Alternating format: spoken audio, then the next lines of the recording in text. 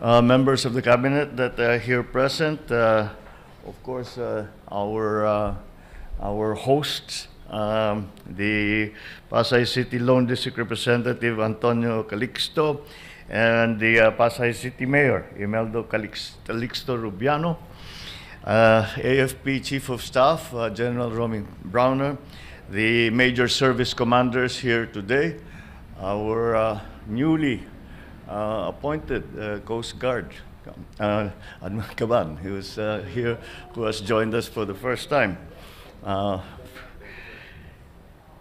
PNP Chief General Benji Acorda, fellow workers in government, distinguished guests, ladies and gentlemen, good afternoon. I have arrived back from Riyadh, Saudi Arabia, after a very short, but I can say successful and productive visit.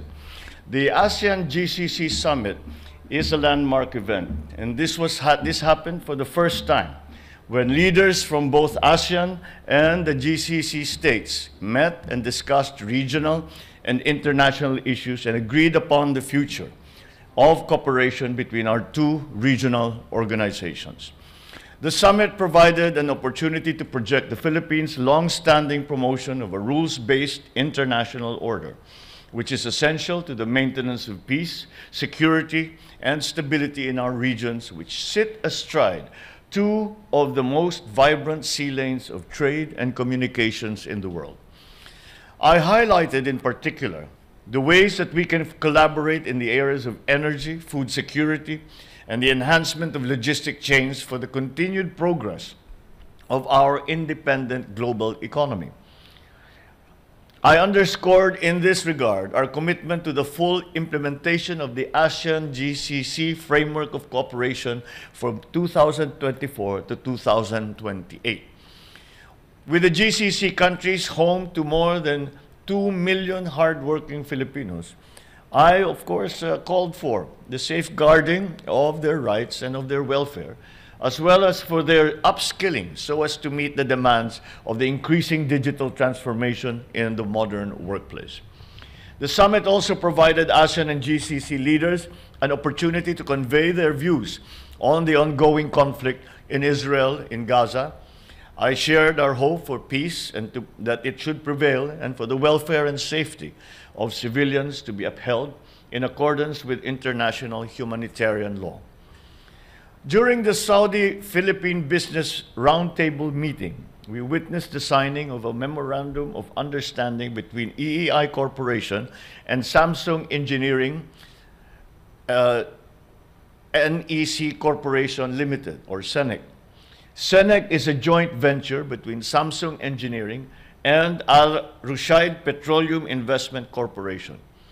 Under this agreement, a 500-person capacity training facility will be established in the Philippines to upskill Filipino employees in various professions in the construction industry. The facility aims to train at least 3,000 Filipinos a year and more than 15,000 Filipinos in the next 5 years, ready for deployment with their newfound skills. This agreement is valued at $120 million. The DTI also reported 3 other business-to-business agreements that were discussed among Saudi and Philippine human resource companies for the training and employment of Filipinos across a wide range of industries, including healthcare, hotel and restaurant and catering, maintenance and operation, amongst other operations. These agreements are expected to generate more than $4.2 billion and an additional 220,000 jobs for Filipinos over the next few years. I certainly enjoyed once again the vibrant Filipino community of Riyadh. I assured our kababayans of our continued support and assistance of the Philippine government in their sacrifices that they have made for the country and for their families, and that we will continue to support them in any way that they need. I also met with the Kuwaiti Crown Prince at the sidelines of the summit.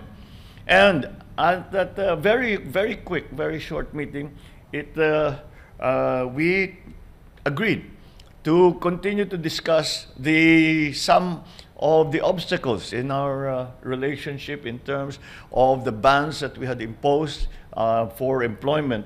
And he was very, very effusive in saying that we should remove all of those and we should continue as we had done before, which is a very important development because for a few months now we have had to ban the deployment of Philippine workers in Kuwait.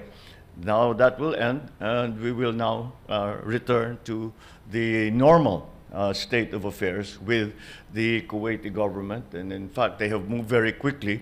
They have already started discussions at the ministerial level, at the ambassadorial level as well. Finally, I had the opportunity to meet the Crown Prince and Prime Minister of Saudi Arabia. We exchanged views on issues of common concern to our two countries, and I expressed hope that we can sustain the momentum of high-level exchanges as we expand cooperation in key areas of mutual benefit to our people. It was very encouraging because the Crown Prince made it very clear that the Filipinos that are working in Saudi Arabia, and we are approximately 760,000, and we will soon be approaching close to 1 million, and this is only in the Kingdom of Saudi Arabia. It was very encouraging because the Crown Prince made it very clear to me that the Filipinos will play a very important part in the continuing growth of their economy. And there is a new aspect to our relationship with Saudi Arabia, whereas before, essentially, it was just for employment, and we sent our people OFWs. Now, they